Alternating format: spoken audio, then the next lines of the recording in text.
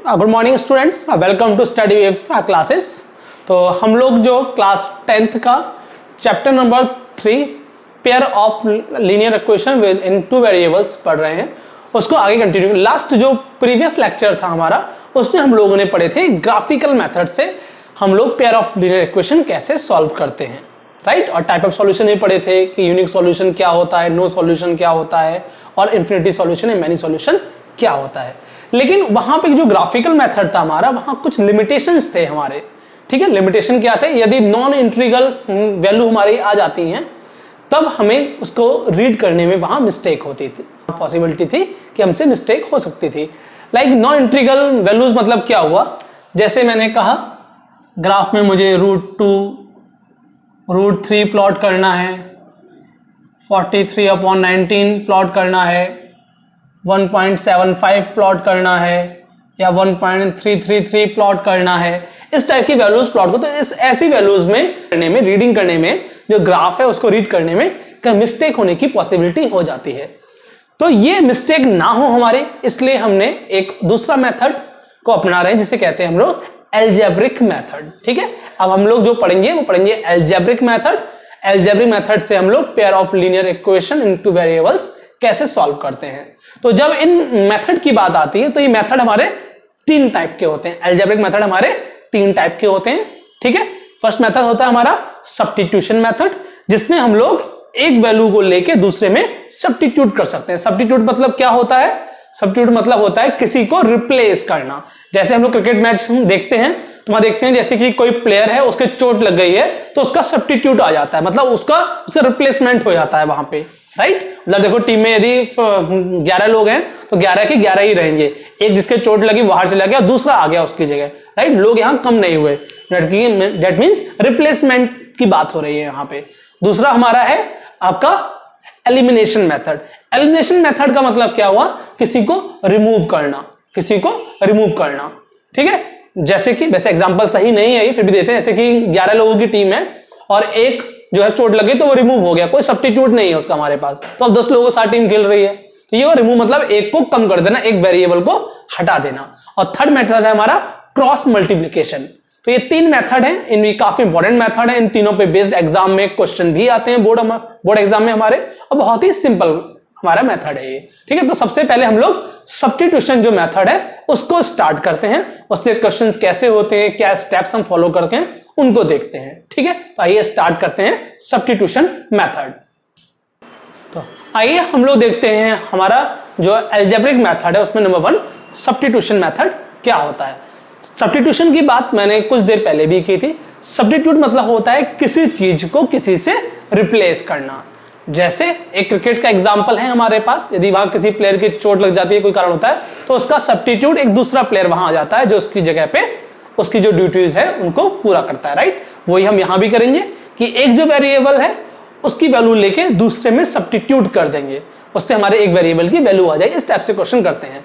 तो स्टेप लिखने से पहले हम लोग एक एग्जाम्पल लेते हैं, उस एग्जाम्पल को समझते हैं, फिर उसमें बेस्ड क्या क्या स्टेप हमने फॉलो किए, फिर इन स्टेप्स को लिखेंगे हम लोग, ठीक है। तो आइए पहला एग्जाम्पल करते हैं हम लोग।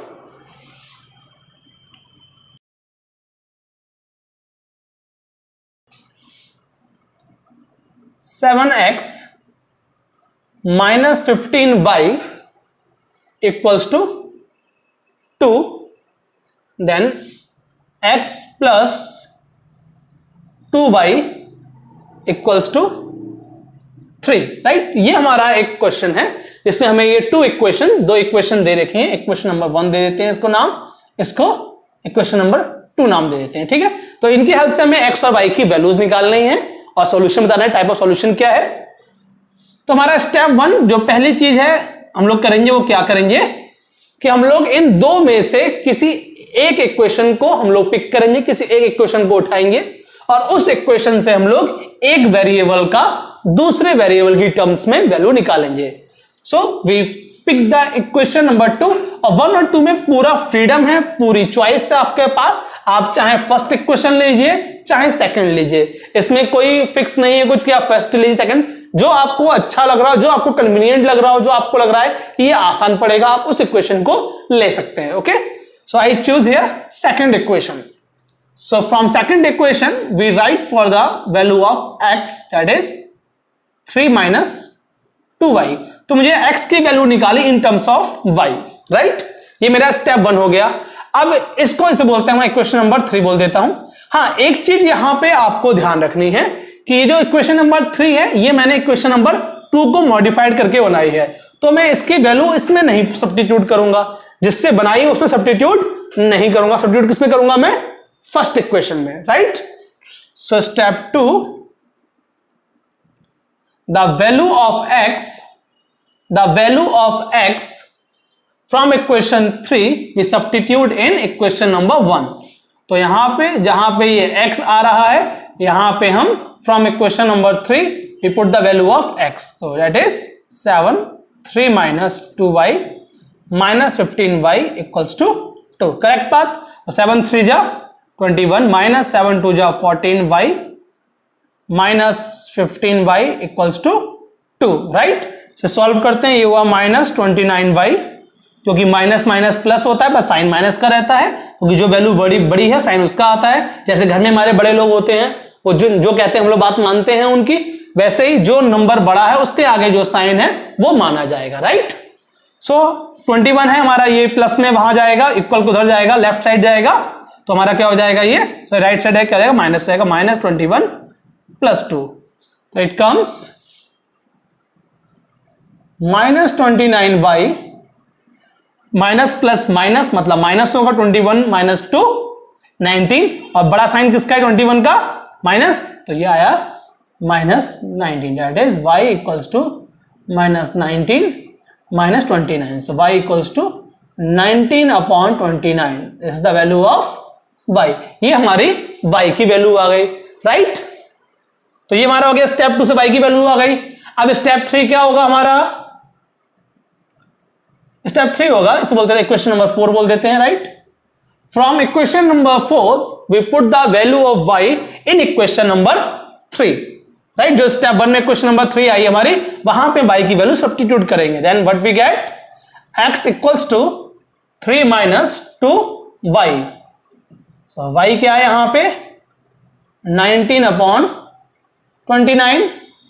तो ये एलसीएम लेंगे हम लोग, तो यहां नीचे 1 है, 129 29 29 3 जा हमारा हो गया 87 minus 38 upon 29, right? So x equals to, ये 17 में से 8 माइनस हुआ, बचा 9, और ये बचा 7 में से 3 गया, ये हमारा आ गया 49 अपॉन. तो ये x और y की हमारी वैल्यू आ गई, ठीक है? दोनों की वैल्यूज आ रही हैं, तो हमारा क्या हो जाएगा? ये एक यूनिक सॉल्यूशन हमें देगा. दैट मींस वन सॉल्यूशन इसका होगा, ये यूनिक सॉल्यूशन देगा हमें. अब यदि हमें वेरीफाई करनी है हमारी इक्वेशन कि हमारे x और y की वैल्यू सही है सही नहीं है, तो वेरीफाई कैसे कर सकते हैं कि जो y और x की जो वैल्यू है उसको इक्वेशन आइदर इक्वेशन नंबर 2 या 1 किसी एक में सब्स्टिट्यूट कर दें, और लेफ्ट हैंड साइड और राइट हैंड साइड हमारा इक्वल आना चाहिए, राइट? तो इक्वेशन नंबर 2 में यहां भी चॉइस है, किसी भी एक में सब्स्टिट्यूट कर दें, ठीक है?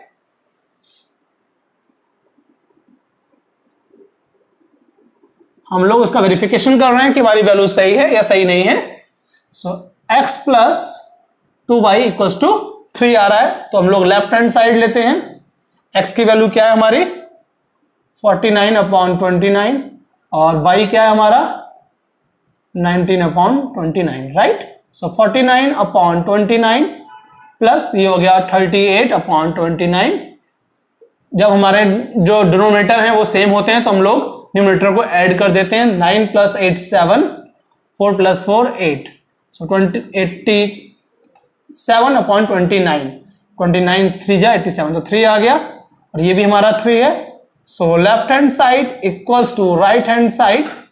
तो हमारा वेरीफाई हो गया कि हमारी वैल्यू हमारी एक्स वाई की बिल्कुल सही है. अब आइए हम लोग कुछ बात यहां से कुछ थोड़ा सा आपको रफ आइडिया लगा होगा कि क्या क्या चीज हमने यहां पे की है. तो इन्हीं पे बेस्ड हमारे क्या क्या स्टेप हैं, उन स्टेप्स को लिख लेते हैं, क्या क्या स्टेप हम लोग फॉलो करते हैं. राइट, आइए स्टेप्स देख लेते हैं. तो आइए जो स्टेप्स हैं, पहला जो हम लोगों ने एग्जांपल देखा उससे कुछ ना कुछ एक मैप हमारे माइंड में बना होगा. उस मैप को मैं लिखने की कोशिश कर रहा हूं. स्टेप्स का नाम हम उनको दे देते हैं. राइट, सबसे पहले हमने क्या किया, step 1 find the value of one variable, हमने क्या किया, दो इक्वेशन थी हमारे पास, राइट। पिछला वाला है उसको थोड़ा सा ध्यान दीजिए, दो इक्वेशन थी हमारे पास, दो लीनियर इक्वेशन थी, राइट।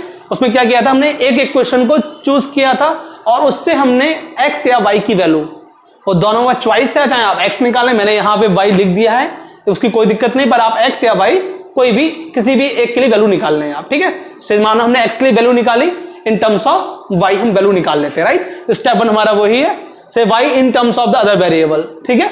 एक को हम लोग निकालेंगे तो वो दूसरे वेरिएबल के टर्म्स में आ जाएगा, right. So x from the other equation which ever is convenient, जो भी आपको कन्वीनियंट लगे वो आप काम कर सकते हैं, राइट। तो हम लोग स्टेप 1 क्या है कि दो जो इक्वेशन है हमारे पास, उन इक्वेशन से हम एक चाहे x या y एक वेरिएबल की दूसरे वेरिएबल के टर्म्स में हम लोग वैल्यू निकालते हैं, राइट। फिर आते हैं स्टेप 2 पे। स्टेप 2 क्या कहता है, substitute this value of y, मान लो हम लोगों ने y की वैल्यू निकाली, x की निकाली हो, तो उस y की वैल्यू को हम लोग अदर इक्वेशन में सब्स्टिट्यूट, एक इक्वेशन से निकाली, उसके बाद जो दूसरी इक्वेशन है, जो बची हुई इक्वेशन है, ठीक है, उसमें हम लोग उसको सब्स्टिट्यूट कर देंगे वैल्यू ऑफ y को, या फिर x भी हो सकता है वो, right. And reduce it to an equation one variable, और उसको रिड्यूस करके एक वेरिएबल में उसको कन्वर्ट कर देंगे और उससे हम लोग वैल्यू निकाल लेंगे, right. In terms of x which can be solve, तो हम लोग उसको सॉल्व कर सकते हैं, वैल्यू निकाल सकते हैं। अब यहां पे हमारे दो केस और होते हैं, एक तो ये हमारी कुछ x की वैल्यू आ गई, ठीक, तो हमारा ये एक वेरिएबल है, वेरिएबल की वैल्यू आ गई। अब दो केस और आते हैं इसमें हमारे, केस 1 का नाम दे दिया है, जिसमें ट्रू स्टेटमेंट, शायद नाम सुना होगा आपने, ट्रू स्टेटमेंट। ट्रू स्टेटमेंट में क्या होता है कि हमारे जो वेरिएबल हैं वो हमारे नहीं होते, नो वेरिएबल, कोई वेरिएबल नहीं होता है, y है, मान लो कैंसिल हो गया है, x है दोनों जगह, वो कैंसिल हो जाता है, ठीक है। और उस कंडीशन में left hand side right hand से जो भी वैल्यू आ रही, वेरिएबल हमारा जो था वो हमारा 0 हो गया, पर तब भी कुछ कांस्टेंट टर्म हो सकते हैं हमारे लेफ्ट हैंड या राइट हैंड साइड। यदि वो दोनों कांस्टेंट टर्म हमारी इक्वल आ रही हैं तो हम बोलते हैं कि वो ट्रू स्टेटमेंट है हमारा, that means no variable, variable तो है नहीं वहां पे, पर ट्रू स्टेटमेंट। इसका मतलब होता है ये हमारे सॉल्यूशन कितने हैं, हमारे इन्फिनिटी या मेनी सॉल्यूशन है। तो ट्रू स्टेटमेंट के कंडीशन में क्या होता है, मेनी सॉल्यूशन या इन्फिनिटी सॉल्यूशन, राइट।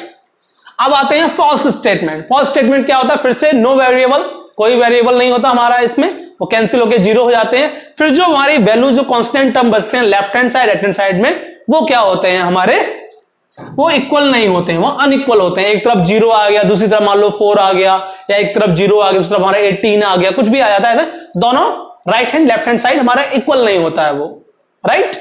तो उसको कहते हैं हम लोग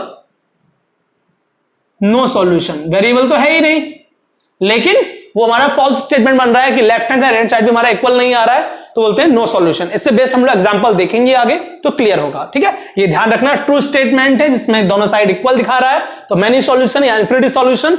यदि फॉल्स स्टेटमेंट है जिसमें कि दोनों इक्वल नहीं आ रहे, एक तरफ 0 एक तरफ 4 है या कुछ और है, तो नो सॉल्यूशन।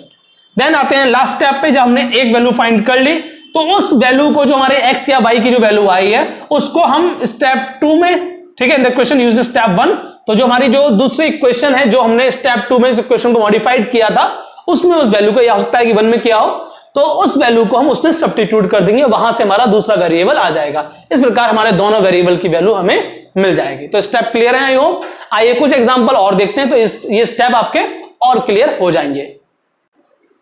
आइए एक एग्जांपल हम लोग और देखते हैं। 2x plus 3y equals to 9, 4x plus 6y equals to 18, right. Substitution method use कर रहे हैं। अच्छा, सब्स्टिट्यूशन मेथड, इसका नाम क्यों पड़ा? नाम इसलिए पड़ा, हम लोग क्या करते हैं, एक वेरिएबल की वैल्यू निकालते हैं, राइट, और उसको दूसरे वेरिएबल में हम लोग सब्स्टिट्यूट कर देते हैं, वहां से हमें एक वेरिएबल की वैल्यू मिल जाती है।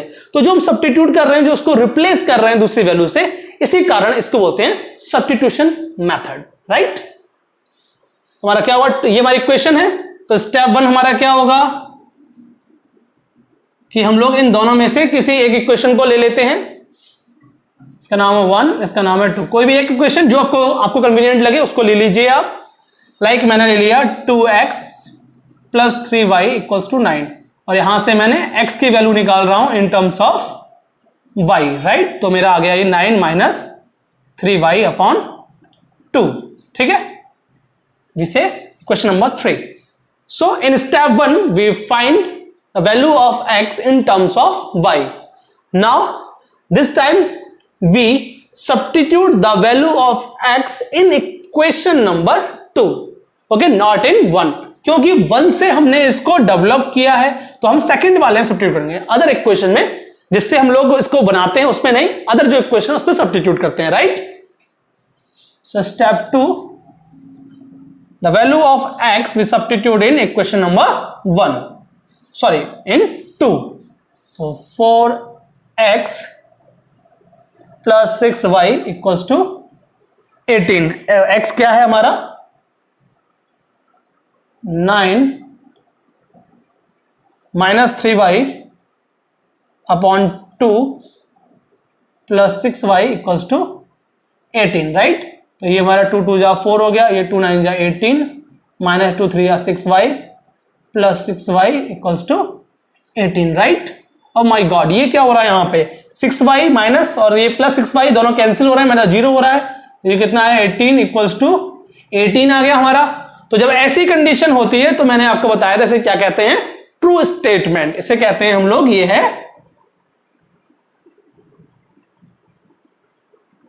जब स्टेप्स लिख रहे थे वहां मैंने कुछ ऐसा पॉइंट किया था ट्रू स्टेटमेंट। तो ट्रू स्टेटमेंट क्या होता है, जहां कोई हमारा वेरिएबल नहीं है और ये दोनों वैल्यूज हमारी इक्वल आ गई, इसे कहते हैं ट्रू स्टेटमेंट। तो इस कंडीशन में क्या होता है, मेनी सॉल्यूशन, इनफिनाइट सॉल्यूशंस होते हैं हमारे। तो ट्रू स्टेटमेंट में क्या होता है, मेनी सॉल्यूशंस, क्या होता है मेनी सॉल्यूशन, इन्फिनिटी सॉल्यूशन हमारे यहां पॉसिबल है। तो ये क्वेश्चन आगे नहीं होगा, सिर्फ इतना ही होगा, ठीक है। आइए एक एग्जांपल और देखते हैं। अगला एग्जांपल स्टार्ट करने से पहले एक चीज और जानने वाली है यहाँ पे, ये तब होता है जब हमारी इक्वेशन जो है वो जनरली सिमिलर होती हैं, एक जैसी होती हैं। तो देखिए यदि मैं 2 कॉमन ले लूं यहां पे तो जाएगा 2x 3y और 9, तो दोनों इक्वेशन हमारी ऑलमोस्ट सेम हो गई। तो ये अधिकतर इन कंडीशन में होता है जहां हमारी इक्वेशंस सेम होती हैं, तो वहां ट्रू स्टेटमेंट आता है जिसका मतलब होता है मेनी सॉल्यूशन, इन्फिनिटी सॉल्यूशन। आइए एक एग्जांपल और देखते हैं, आइए एक एग्जांपल और देखते हैं हम लोग। x plus 2y equals to 4 and 2x plus 4y equals to 12, right. तो स्टेप 1 हमारा क्या होगा कि हम किसी एक की वैल्यू निकालें in terms of other variable, right. So we took first equation x plus 2y equals to 4, so x equals to 4 minus 2y, correct बात। स्टेप 2, इस इक्वेशन को नाम 3 दे देते हैं, इस थर्ड को हम लोग फर्स्ट में जो हमने निकाला ही तो सेकंड वाले में सब्स्टिट्यूट कर देते हैं, राइट। तो आ जाएगा ये 2x plus 4y equals to 12, तो ये आ गया 2x कितना है 4 minus 2y plus 4y equals to 12। यहां लिख लेते हैं इसको, क्या है ये 2 4 minus 2y plus 4y equals to 12, right. तो ये हो गया 2 4 जा 8 माइनस 2 2 जा 4y plus 4y equals to 12। तो अगेन यहाँ पे minus 4y plus 4y cancel हो गया, 0 आ गया, तो ये हमारा कितना आया 8 इक्वल्स टू 12, ठीक है, मतलब अनइक्वल है, या फिर हम इसको 8 वहां कर दें, जाएगा 0 इक्वल्स टू 4, ये आया। तो ये दोनों हमारे इक्वल नहीं है, दोनों साइड हमारी इक्वल नहीं है, राइट। इक्वल नहीं है तो ये क्या होता है हमारा, ये कंडीशन हमारी क्या होती है, वेरिएबल तो कोई है ही नहीं यहाँ पे और ये ऐसी कंडीशन है, इसे बोलते हैं फॉल्स स्टेटमेंट, इसे कहते हैं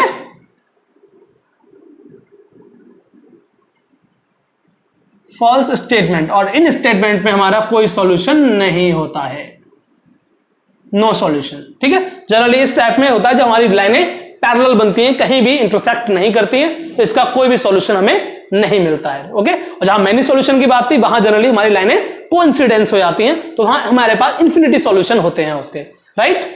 तो ये बात फॉल्स स्टेटमेंट ट्रू स्टेटमेंट आपको समझ में आ गया होगा ही हो। तो इसमें नो सॉल्यूशन, कोई सॉल्यूशन नहीं होता इस इक्वेशन का, राइट। जनरली ये पैरेलल लाइंस आपकी होती हैं, ठीक है। आइए नेक्स्ट एग्जांपल देखते हैं, आइए ये क्वेश्चन करते हैं, ठीक है। यहां पॉइंट में दे रखा है, ये कोई टेंशन नहीं है, क्वेश्चन बड़ा हो छोटा हो, पॉइंट में हो या फ्रैक्शन में, उससे कोई दिक्कत नहीं है। जो प्रोसीजर है उसको फॉलो करिए, रिलैक्स होकर क्वेश्चन करिए, आराम से सारे क्वेश्चन होंगे, क्वेश्चन से डरना नहीं है, ठीक है। प्रैक्टिस में के मैथ्स पर जितनी प्रैक्टिस करेंगे मैथ्स आपकी अच्छी हो जाएगी। सो स्टेप 1 क्या है हमारा, वी चूज और we pick any equation from this two, इन दो में से कोई भी एक इक्वेशन आप ले लें, जो आपको कन्वीनियंट लग रही है वो उसको ले लें आप, ठीक है। तो मैं ले लेता फर्स्ट इक्वेशन ले लेता हूं 1.2x प्लस 0.3y 1.3, तो ये 0.2x plus 0.3y equals to 1.3। मैं यहां से x की वैल्यू निकाल रहा हूं इन terms of y, right. So 1.3 minus 0.3y upon ये आ जाएगा 0.02, ये हमारा आ गया, राइट। ये हमारी x की वैल्यू आ गई 1.3 माइनस 0.3y अपॉन 0.02, करेक्ट। सो स्टेप 2 क्या होगा हमारा, इसे बोल देता है इक्वेशन नंबर 3। तो स्टेप 2 क्या होगा, इक्वेशन नंबर 3 को हम लोग इक्वेशन नंबर 2 में सब्स्टिट्यूट करेंगे, क्योंकि 1 से तो हमने ये डेवलप भी की है, तो 3 को हम लोग 2 में सब्स्टिट्यूट करेंगे। तो ये आएगा 0.4x प्लस 0.5y कस टू 2.3, राइट। x की वैल्यू क्या ली है हमने 0.4, x है 1.3 minus 0.3y upon 0.2 plus 0.5y to 2.3, right. इसको सॉल्व करते हैं।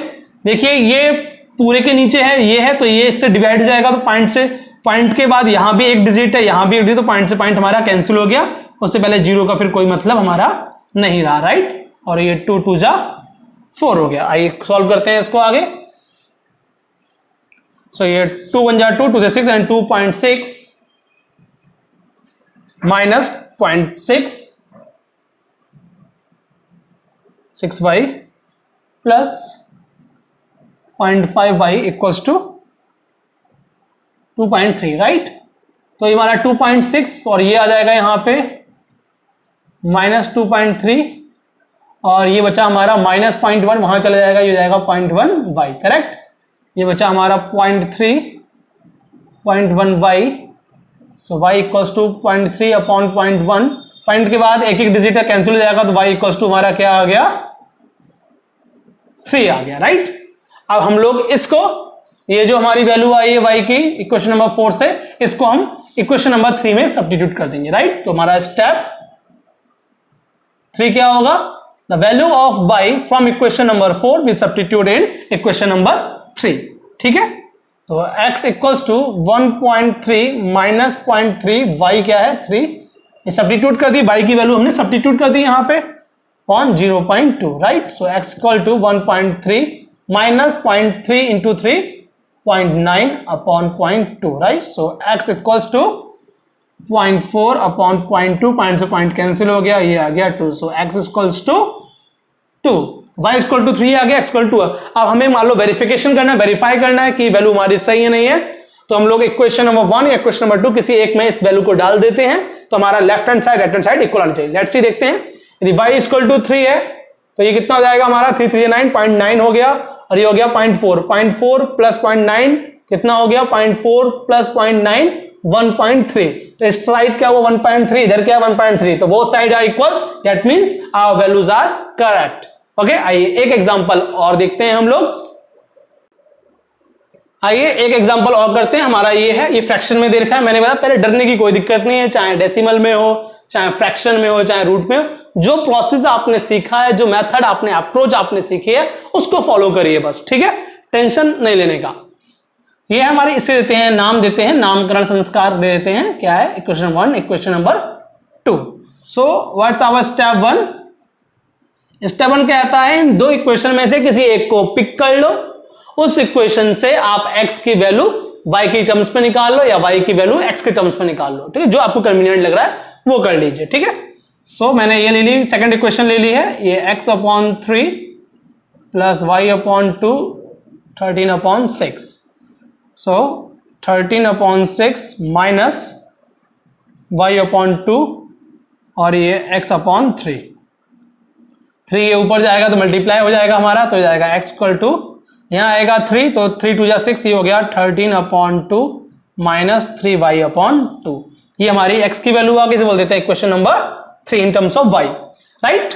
Now time to substitute the value of x from equation number 3 in equation number 1, क्योंकि इससे तो हमने ये डेवलप की है, तो इक्वेशन नंबर 1 में सब्स्टिट्यूट करते हैं इसको, right. So step 2, it is 3/2x minus 5y/3 equals to -2। यहां हमें x की वैल्यू सब्स्टिट्यूट करनी है, तो ये आएगा 3/2, x की वैल्यू है 13/2 minus 3y/2 minus 5y/3y equals to -2, right. इसको अंदर मल्टीप्लाई करते हैं, ये हो गया हमारा 39/4 minus 9y/4 minus 5y/3y -2, right. तो हम इसको सॉल्व करते हैं, ये हो जाएगा हमारा 4 3 12, एलसीएम हो गया ये 12, ये हुआ हमारा 4 3 12, 3 9 27y माइनस 4 3 यानी कि 3 5 सॉरी 3 4 12, 4 5 20y -2 माइनस 39y/4, ये मैं उधर ले गया, राइट। तो ये हमारा आया -47y/12, ये 4 2 8 हुआ, -8 माइनस 39 माइनस 47/4, राइट। सो ये 47 माइनस कैंसिल हो गया हमारा, ये 4 3 12, 3 उधर आ गया, तो y इक्वल्स टू हमारा 3 हो गया, ठीक है। Now time to step 3। So we substitute the value of y in equation number 3.